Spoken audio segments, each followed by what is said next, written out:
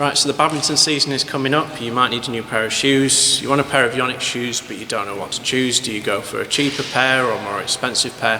What do you get for your money? So what I thought I'd do tonight is bring along loads of different pairs of Yonex shoes, give you a bit of a comparison between them, show you some that maybe you haven't seen before, and give you the chance to have a look at them. So these are all the different types of Yonex shoe that I could find, ranging from the real base models right up to the real top end stuff that the players use. So what I'll do is I'll go through each of them in turn, show you all the colour options and just give you a little bit of a chat about each one. Right, so first of all, the cheapest model in the Yonex range is this brand new model called the Power Cushion 30. Only just got them into the shop today. They look really, really nice. There's a white and red version and there's a black and red version, and these retail around the £35 mark, which is incredible for a shoe of such good quality. If we have a look closer at the shoe, it's a fairly basic shoe, pretty much like the base models before, just at a cheaper price point. I've tried them on. Inside feels like quite a lot of cushioning. It sticks up a little bit at the back. They're not particularly solid laterally, but if you're a beginner or someone who wants a budget shoe, the Power Cushion 30 could well be for you. I'm going to be giving away 3 pairs of the Power Cushion 30, so all I want you to do to get your hands on one is go over to my Facebook page, find the post with this video on it, like it, share it, and then comment below what size you'd want and whether you'd want the black one or the white one, and I'll announce 3 winners later on.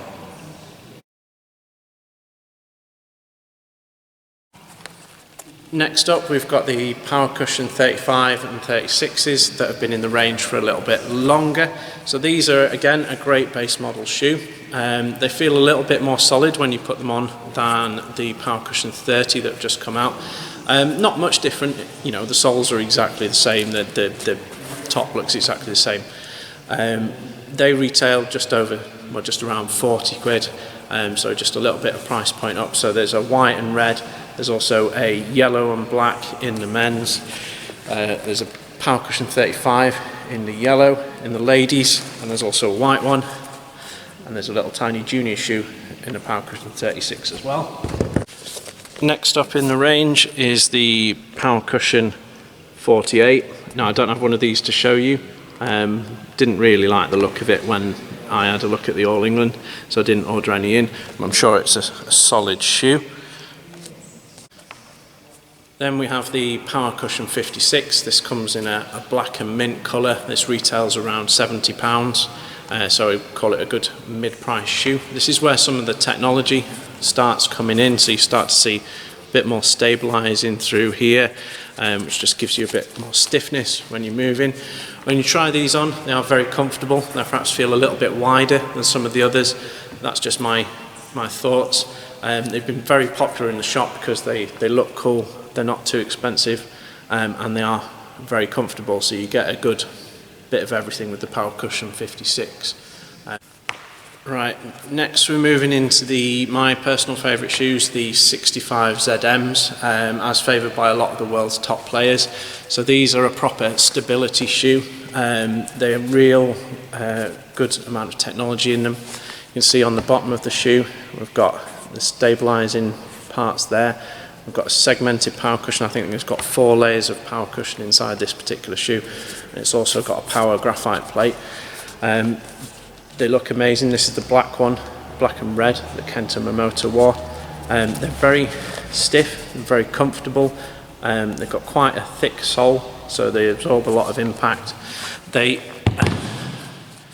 come in an orange, which is my personal favourite colour, which was also worn by Kenta Momota. Lovely orange sole on that one. And a new colourway, as seen at the World Championships, is the black and blue 65 ZM2. It's got a little bit more ventilation on it than the previous model. Slight different shape down here, but ultimately a little bit of an improvement on an already really good shoe. So next we come up to a proper speed shoe, the Aerus 3. So the Aerus range have been around for a while. The Aerus 1s, the Aerus 2s, and each time they get a little bit better. The Aerus 3s are very light. You buy this shoe if you want to run around the court a lot. If you're quite agile, it'll be the one for you. Got quite a bit of protection on this area that it didn't used to have. Again, 4 layers of power cushion, segmented power cushion, nice little Yonex logo there. Very stable through there with the power graphite sheet.